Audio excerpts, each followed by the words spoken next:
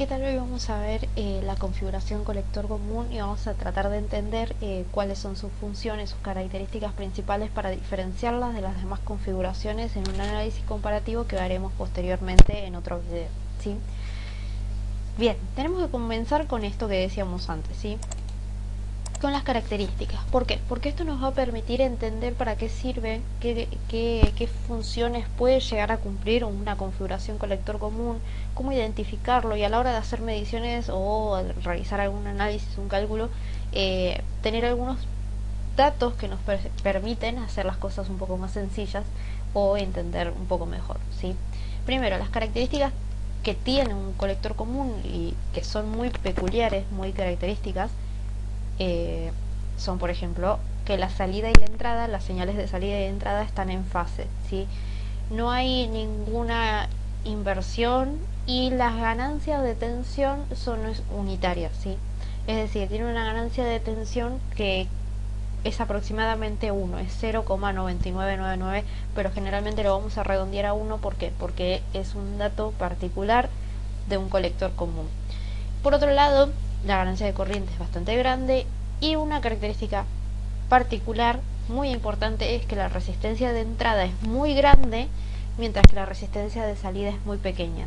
Generalmente en otras configuraciones lo que podemos hacer es despreciar el valor de la resistencia RO, que es la resistencia de salida, porque decimos que tiende a infinito porque tiene un valor muy grande, y cuando realizamos por ejemplo, el cálculo de la resistencia dinámica, la RD, lo despreciamos porque en realidad, cuando calculamos los valores de la resistencia de salida y del sistema y del amplificador, las despreciamos porque es muy grande y en un paralelo el valor va siempre a ser menor a la menor resistencia. Entonces en ese caso se despreciaba, pero en un colector común no lo podemos despreciar porque tiene un valor muy pequeño, ¿sí? Mientras que la resistencia de entrada es muy grande. Lo que nos permite esto es utilizar este circuito, esta característica que tiene particular, para hacer adaptaciones de impedancias, es decir, circuitos que tienen una salida con una impedancia muy grande, adaptarlo a un circuito con una entrada de impedancia más baja, ¿sí? Bien, teniendo estas características, lo que tenemos que hacer es interpretar físicamente un colector común. En este caso vamos a tener una resistencia, vamos a tener, por ejemplo, distintas partes. Por ejemplo, una alimentación con un centro en esta parte donde vemos acá, que es una polarización, generalmente una polarización por divisor de tensión. Puede ser otra polarización que vamos a ver en otro video, pero generalmente se utiliza este. Y después vamos a encontrarnos como contraparte a lo que veíamos con emisor común. En este caso, en un colector común, la salida se toma entre emisor, si vemos acá, este nodo, entre emisor y masa, ¿sí? Con un capacitor, y tenemos la salida, ¿sí? En este caso la RL, que puede ser un parlante o lo que sea. Y vemos que no tiene resistencia en colector. Acá lo que podemos hacer para recordar es que, por ejemplo, en un emisor común la salida se toma desde colector, mientras que en un colector común la salida se toma desde emisor. Y la entrada es muy parecida a un emisor común, sí, se toma desde entre la base y masa. Vemos que tenemos un capacitor, una resistencia que es la resistencia interna RS del generador de esta fuente BS que teníamos al principio. Bien, para esto nos vamos a enfocar en el análisis en continua y luego en el análisis en alterna para poder calcular todo lo que necesitemos, ¿sí? El análisis en continua, lo que vamos a hacer es considerar la BS o la tensión, el generador que teníamos acá, lo vamos a considerar igual a 0 porque nos va a provocar una frecuencia igual a 0 también y una XC que tiende a infinito. De esta forma, este circuito se va a comportar como si la parte en donde están los capacitores se abriera, como si fuese un circuito abierto, y de esta forma podemos eliminar todo lo que teníamos conectado en esa parte y nos va a quedar solamente el centro, que es lo que nosotros comúnmente conocemos como una polarización por divisor de tensión, y poder calcular de esa forma un equivalente con Thevenin, ¿sí? Que vemos acá entre el punto A, el punto B, y desconectar el transistor y todo lo que veíamos de este lado. Calcularemos un equivalente de Thevenin con una tensión de Thevenin y una resistencia de Thevenin para obtener un circuito equivalente un poco más simple y poder analizar de forma más práctica la malla de entrada y la malla de salida para obtener los puntos, el punto Q, ¿sí? Y el HFE generalmente. Entonces, ¿qué vamos a hacer? Vamos a desconectar lo que llamaremos carga, que va a ser lo que tenemos colector en el colector, el transistor en la parte de la base y la parte de emisor. Vamos a desconectar toda esta parte, ¿sí? Y nos vamos a quedar con todo lo que tenemos a la izquierda del punto A y la izquierda del punto B, ¿sí? ¿Qué va a hacer esto? Como vamos a aplicar Thevenin, lo que vamos a hacer es calcular una resistencia de Thevenin que vamos a llamar RB, ya vamos a ver por qué. Y lo que vamos a hacer es desconectamos toda la carga y vamos a puentear nuestra fuente de tensión continua, que es esta que teníamos acá, la BCC, ¿sí? Y vamos a ver que, por ejemplo, la R1 nos queda conectada a masa por este lado y la R2 nos queda conectada a masa por este lado, mientras que ambas se unen en el centro, en este punto que llamaremos A'.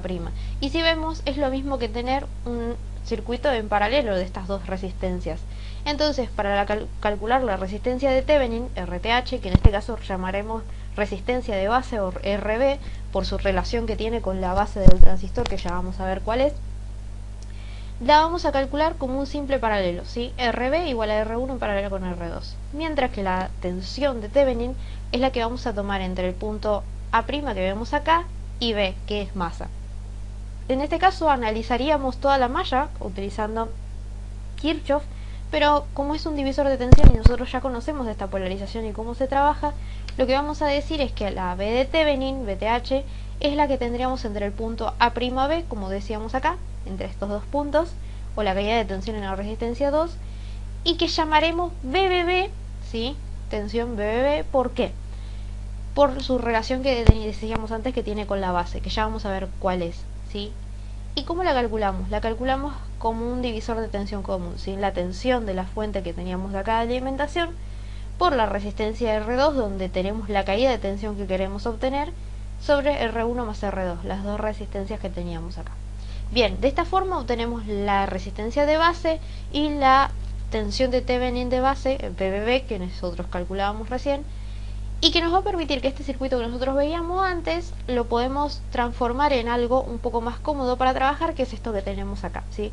Resistencia de base RB, que calculamos como el paralelo entre R1 y R2, y la BBB, que la calculamos como BCC por R2 sobre R1 más R2, como un divisor de tensión común y corriente.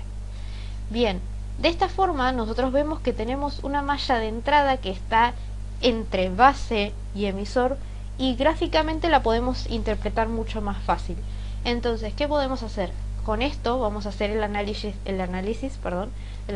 la malla de entrada y la malla de salida. Comenzamos con la malla de entrada. Nosotros vemos que todo lo que tenemos entre base y emisor es la malla de entrada, así que lo demás lo podemos despreciar. Y de esta forma lo que vamos a hacer es trabajar con ley de Kirchhoff y utilizar esta BBB, ¿sí? La vamos a descomponer en todas las caídas de tensión que aparecen, BRB más BBE más BRE, ¿sí? Que son estas caídas de tensión que aparecen acá. La caída de tensión en la resistencia de base, la caída de tensión de polarización del diodo interno del transistor, que son 0,7 volt y es un dato que ya conocemos, y la caída de tensión en la resistencia de emisor. Bien, ¿qué podemos hacer? Como tenemos que utilizar esto para obtener el valor de ICQ, lo que vamos a hacer es trabajar esta ecuación utilizando sus equivalentes en ley de Ohm, es decir, en vez de poner caídas de tensión, poner corrientes por resistencias para obtener una ecuación en función de IC, que es lo que nosotros queremos despejar y obtener su valor. Entonces, por ejemplo, primero teníamos la IB y teníamos la IC. Nosotros sabemos que por RE en realidad pasa la corriente IE, pero como en este caso nosotros sabemos y somos conscientes de que el valor de la corriente de emisor es muy similar a la corriente de colector, muy aproximada, decimos que directamente por RE pasa la IC. Entonces, ¿qué vamos a hacer? Vamos a decir que BBB es en vez de BRB más BBE más BRE, la vamos a calcular como IB por RB, porque es la corriente que pasa por la resistencia de base, más BBE, que es un dato, son 0,7 volt generalmente, más IC por RE, que es la resistencia de emisor por la corriente de colector.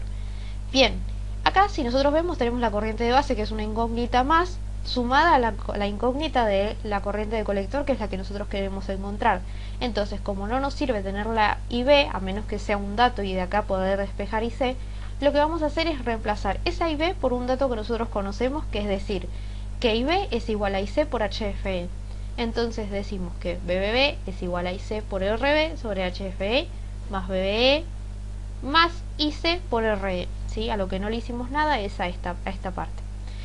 Solamente cambiamos la IB por IC sobre HFE. Ahora sí, tenemos toda nuestra ecuación en función de IC. Tenemos IC acá y tenemos IC acá. Y los demás son datos. Entonces, ¿qué podemos hacer? Podemos despejar IC, pero primero tenemos que hacer un trabajito previo, ¿sí? Tenemos que sacar factor común. En este caso sacamos factor común IC. Y lo que nos queda es RB sobre HFE.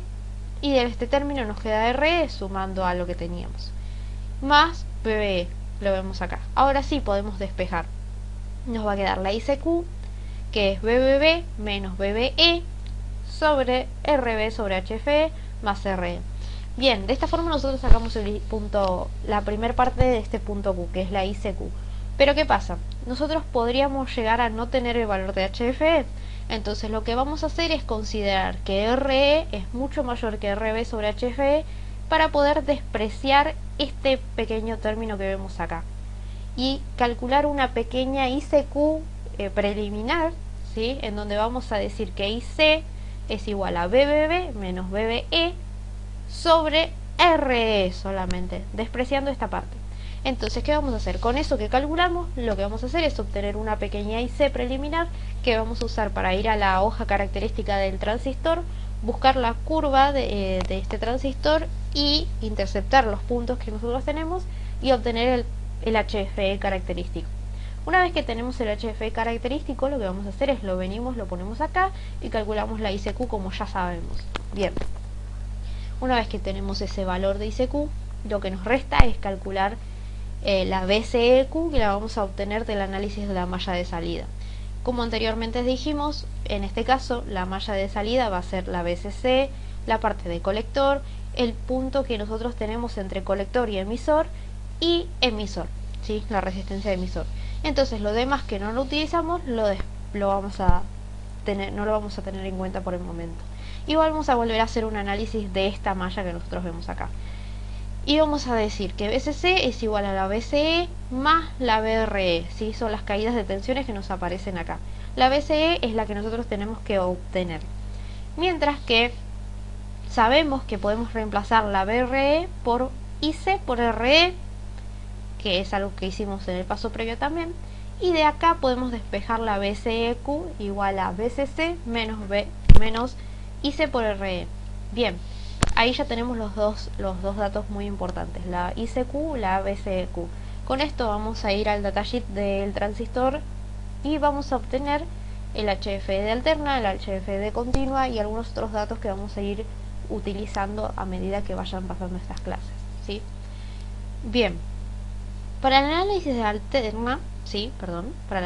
alterna, lo que vamos a hacer es algo parecido a lo que hicimos en continua.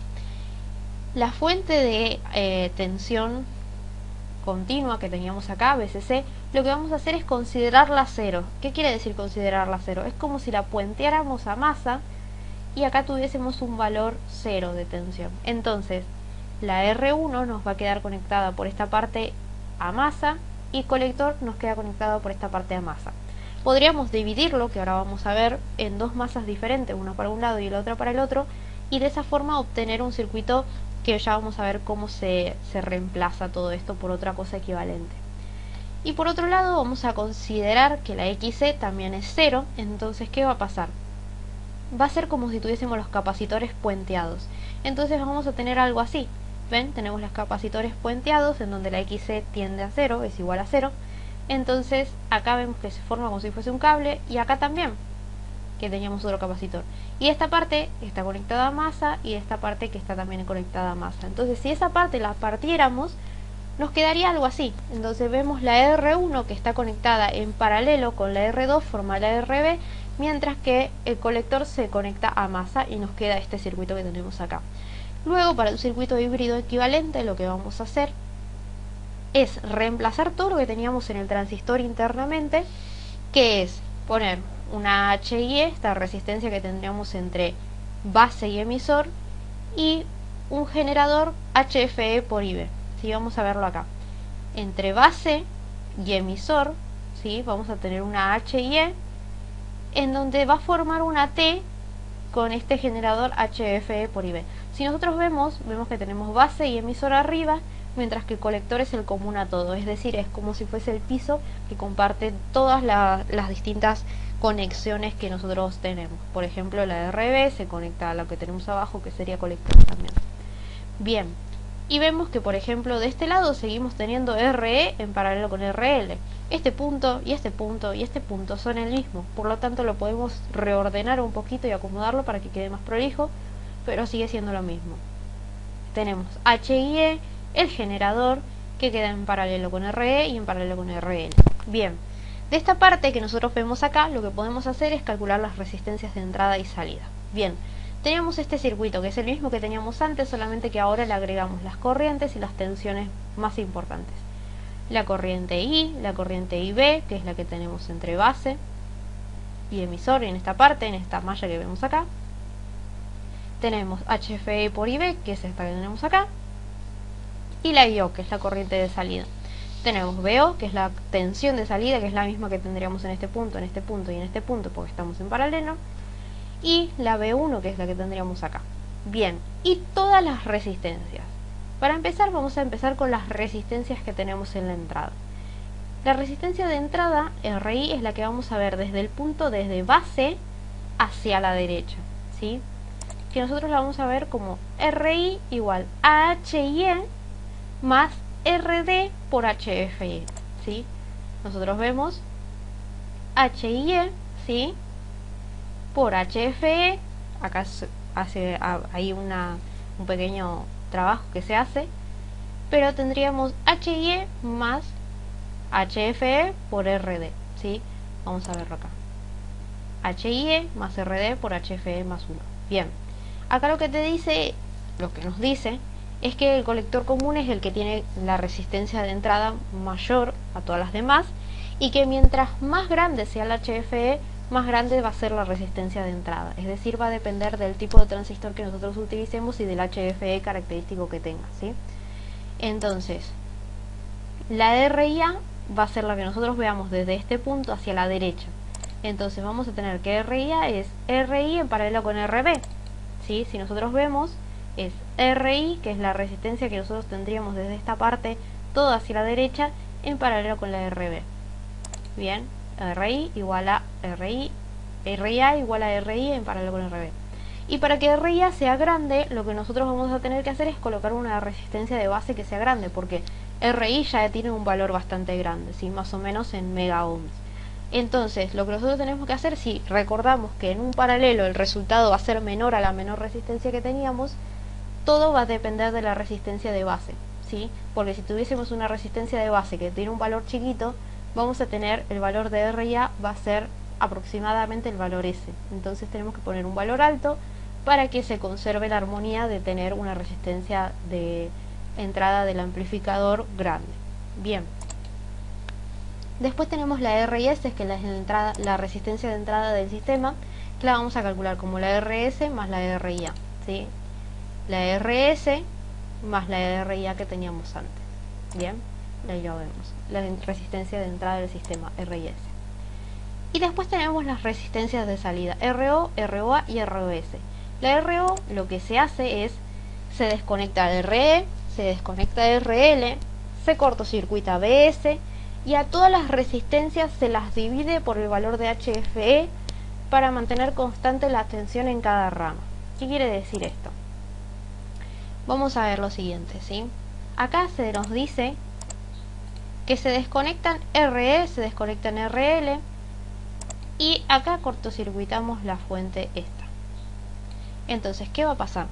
Todo lo que nosotros vemos desde acá para la izquierda, todas las resistencias se van a dividir por HFE.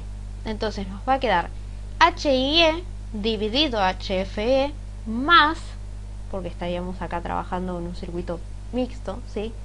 Tendríamos HIE dividido HFE más RB dividido HFE en paralelo con RS dividido HFE, ¿sí? Vamos a ver la ecuación escrita, ¿sí?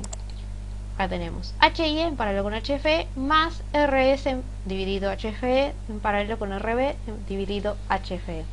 Bien, acá ¿qué podemos hacer? HI en paralelo con HFE es algo que se considera HIB, se llama HIB, y lo podríamos calcular previamente y decir solamente HIB más este término que nosotros vemos acá. Otra cosa que se puede hacer es trabajar todo este término y conseguiríamos lo que tenemos acá abajo, ¿sí? RS por RB sobre RS más RB por HFE. Y es un poco más fácil a la hora de calcularlo o utilizarlo, ¿sí? Bien, la ROA va a ser el paralelo entre RE y RO, ¿sí? La resistencia de salida del amplificador es el paralelo entre RE y RO, RE y la RO que teníamos acá, y la ROS va a ser la ROA en paralelo con RL, ¿sí? ROA en paralelo con RL, que es la que tenemos acá. Bien, y así calculamos todas las resistencias que necesitamos. Bien, ahora vamos a calcular las ganancias. La ganancia de tensión del amplificador, que en este caso vemos el circuito, y ¿qué tenemos? Tenemos la ganancia va a ser BO sobre B1. BO sobre B1, muy similar a emisor común. BO es HFE por IB por RD. HFE por IB por RD, que es el paralelo entre RE y RL. Mientras que B1 es IB por RI. IB por RI. ¿Sí? Esto es prácticamente ley de Ohm. Entonces, si dividimos esos dos valores, HFE por IB por RD sobre IB por RI, tenemos esto y tendríamos BO sobre B1, que es lo que queríamos conseguir antes. Ahora, IB está arriba y está abajo. Lo podemos simplificar y nos va a quedar lo que tenemos acá. Que la ganancia de tensión del amplificador va a ser HFE por RD sobre RI. Esa es la primera ganancia que podemos calcular. Luego tenemos la ganancia de tensión del sistema. Tenemos el mismo circuito y vamos a ver que ahora tenemos BO sobre B1 por B1 sobre BS. BO sobre B1 por B1 sobre BS. Siempre la de la derecha dividido la de la izquierda por la de la izquierda dividido la que está más a la izquierda. Es como un truco, ¿sí? Entonces tenemos BO sobre B1 es lo que hicimos recién, ¿sí? Es la ganancia de tensión del amplificador. Entonces la llamamos AB. Y solamente nos queda ver y analizar B1 sobre BS. B1 es I por RIA, ¿sí? I, la corriente I, por RIA, que es la resistencia que nosotros vemos acá. Mientras que la BS, la tensión esta de la fuente, del generador, la podríamos calcular como la misma corriente I, ¿sí? Por RIS. Entonces, si dividiéramos estos dos valores, nos quedaría I por RIA sobre I por RIS, ¿sí? Ahora, ¿qué pasa? I está arriba y está abajo. Lo podemos simplificar y nos va a quedar que la ganancia de tensión del sistema ABS es igual a AB por RIA sobre RIS. Bien, ahora las ganancias de corriente. La ganancia de corriente del amplificador, en este caso, lo que vamos a hacer es, tenemos ahí, la ganancia de corriente del amplificador es IO sobre IB. IO sobre IB. Es importante que acá utilicemos las letras en minúscula, ¿sí? ¿Por qué? Porque en realidad nosotros estamos trabajando en alterna, ¿sí? En realidad estaríamos usando valores instantáneos y por eso tenemos que utilizar, no podemos usar letras en mayúscula, ¿sí? Entonces por eso tenemos IO sobre IB. Tenemos IO sobre IB. Tenemos que conseguir IO. IO es BO sobre RL, ¿sí? Si vemos acá, IO es BO, que es la tensión que tenemos acá, sobre RL, ¿sí? Y siendo BO igual a HFE por IB por RD, sería esta corriente HFE por IB por RD, que es la resistencia dinámica, que es RE en paralelo con RL, podemos reemplazar BO y decir que BO es esto en realidad, ¿sí? HFE por IB por RD sobre RL. Entonces acá ya conseguimos una IB que de este lado está multiplicando y la podemos pasar para este lado dividiendo. Entonces nos queda IO dividido IB igual a HFE por RD sobre RL. Esta ecuación que nosotros vemos acá ya la podemos utilizar, ¿sí? Y tendríamos que la ganancia de corriente del transistor, del amplificador, perdón, sería HFE por RD sobre RL. Pero también podemos trabajarlo un poco más. Y como RD es RE paralelo con RL, lo que podemos hacer es reemplazar eso por la fórmula y nos va a quedar HFE por RE por RL sobre RE más RL dividido de RL. Entonces acá tenemos RL arriba y RL abajo y la podemos simplificar y nos queda HFE por RE sobre RE más RL. Y de esta forma nosotros tenemos la ganancia de corriente del amplificador.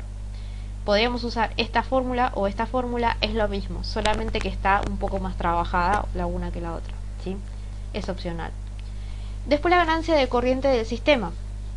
Tenemos el circuito, que es lo mismo, y tenemos algo parecido a lo que pasaba con las tensiones. IO sobre IB por IB sobre I. IO sobre IB, IB sobre I. ¿Sí? Estos pequeños saltos nos tenemos que acordar. La ganancia de corriente del sistema, AIS, es igual a la ganancia de corriente del amplificador por IB sobre I. ¿Qué vamos a hacer? Nosotros ahí ya la conocemos porque la calculamos recién y vamos a solamente buscar el valor de IB sobre I, ¿sí? Tenemos IB es igual a B1 sobre RI. IB, que tenemos acá, es B1, que es la tensión que tenemos acá y acá, entre esta parte, ¿sí? Y la vamos a calcular como B1 por RI, ¿sí? La resistencia que teníamos en esta parte. Entonces tenemos B1 sobre RI. Ahora, B1 también la podemos calcular como la corriente que entra en ese nodo en donde nosotros tomamos la tensión de B1, ¿sí? Por la resistencia que veríamos en esa parte, que sería RIA. Entonces tendríamos I por RIA sería lo mismo que B1. Y ahí podemos reemplazar. ¿Cómo reemplazamos? En B1 ponemos I por RIA sobre RI, que es lo que ya teníamos antes. Bien, ahora esta I que nosotros teníamos acá en la derecha multiplicando, paso para el otro lado dividiendo y me queda IB sobre I igual a RIA sobre RI. Otra vez, esta fórmula que nosotros vemos acá, RIA sobre RI, podríamos multiplicarla por la ganancia de corriente del amplificador y ya tendríamos la ganancia del sistema. Pero ¿qué pasa? También podemos trabajarla un poco más. RIA es el paralelo entre RB y RI. Entonces yo lo puedo expresar como este paralelo y como tengo RI arriba y RI abajo, me va a quedar RB sobre RB más RI. Entonces me queda la ganancia de corriente del sistema igual a la ganancia de corriente del amplificador por RB sobre RB más RI. Bien, y por último, las ganancias de potencia. Tenemos la del amplificador, va a ser AP, que va a ser la ganancia de tensión del amplificador por la ganancia de corriente del amplificador, mientras que la ganancia de potencia del sistema APS va a ser la ABS, la ganancia de tensión del sistema, por la ganancia de corriente del sistema AIS. Y de esta forma terminamos con la configuración colector común. Espero que se haya entendido y nos vemos en el próximo video. Hasta luego.